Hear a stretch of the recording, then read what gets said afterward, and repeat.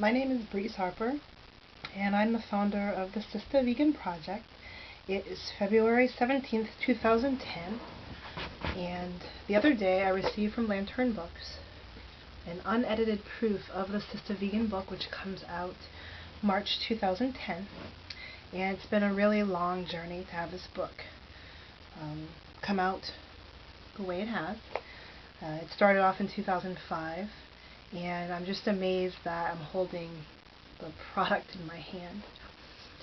And I've been thinking a lot, not just about the book, but my overall engagement with food and food justice, veganism, animal rights, my own dissertation work that I'll be starting in April, which looks at black females and how they produce particular epistemologies around veganism, and how being racialized and gendered in the USA as a black female produces epistemologies that are significantly different than white middle class, straight, embodied experiences of veganism in this country. And when I first proposed the idea of this book, I was told by quite a few people that no one cares about black female vegans. And in my perception, when someone says no one cares, it's coded language for the racialized or racial white status quo. And that is that they don't care, and we're not going to be able to sell copies to this constituency. So that was kind of a bummer, but I don't take no for an answer. I just really kept on pushing through to get this project on. And what was helpful was that I had read Patrice Jones's book Aftershock, and I think she had, for some reason, she had emailed me within the same week of me finishing her new book. And she had emailed me saying that she was interested in the Sistah Vegan project, and whenever I get the book published, let her know. And then I wrote her and I said, wow, that's really interesting that you would write me, because I just finished your book. And, I can't find a publisher. I've been told no one wants to read about black female vegans. And she said, send me the book, and maybe Lantern will be interested in it. And Lantern read the manuscript, and they literally got back to me within a week, and they said they want to take on the project. And that just was phenomenal to me, because it just seems like it's a theme whenever I want to do work that doesn't necessarily parallel the interests of white middle class heterosexual demographic in this country.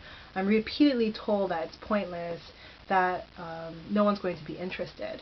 So it was just really, really beautiful for Lantern to accept this project, and I'm very grateful for it. It's a long process. When I initially did the call for papers, this was back in 2005, 2006, one of my friends probably forwarded the call for papers to someone who put it on the vegan porn site, which has nothing to do with porn, but everything to do about veganism. And there were quite a few participants who were clearly upset that I would even dabble into looking at race and gender within veganism. And people were expressing that, what does race and gender have to do with food or veganism? It's only about the animals. I mean, really, really angry. And then they were also upset that I used Sistah and not sister. A lot of bashing of black English, Ebonics. It was very interesting. So instead of me becoming upset, I decided to be productive about that. Did a discursive analysis of the entire forum's thread on this particular debate on, do we need to have a book looking at black female vegan experiences? And I took that experience and I turned it into my master's thesis when I was at Harvard. And I worked very hard on it, and I ended up getting the Dean's Award for it. So it was, it was just something told me to pursue that work. And if you're pushing buttons, then maybe you're doing something right.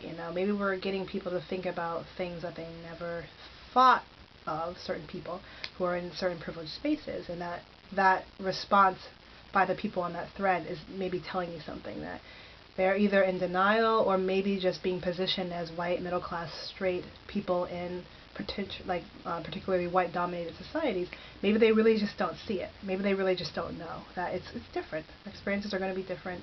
If you live in a society that is based on racialized colonialism, it's going to be different. So that was the first thing that kind of surprised me. That I did so well on the thesis, that I was accepted and I got the Dean's Award. So apparently it did not upset those that were reading the thesis at Harvard too much when I mentioned white privilege and whiteness and interrogating that in how we construct our understanding of veganism or food or ethics. So I'm going to leave you with that because I'm going to break this video up into 2 parts. And that's because my memory card is not very long.